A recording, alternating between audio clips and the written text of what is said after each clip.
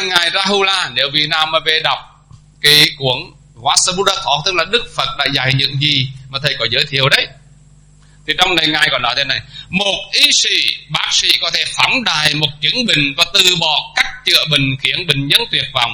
Ta có thể nói người đó là bi quan.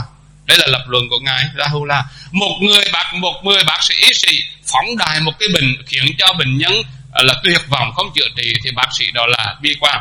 Một bác sĩ không hiểu rõ căn bệnh tuyên bố không có cần gì chữa trị, đó là một bác sĩ gọi là có thể gọi là lấy sự lừa dối để an ủi, ta gọi là người bác sĩ đó lạc quan nguy hiểm. Đức Phật như một lương y, biết rõ bệnh, biết rõ nguyên nhân của bệnh, bản chất của bệnh, biết rõ bệnh có thể chữa, đề ra cách chữa bệnh, bắt tay vào chữa bệnh. Ngài là một lương y có trí tuệ, không bi quan, không lạc quan.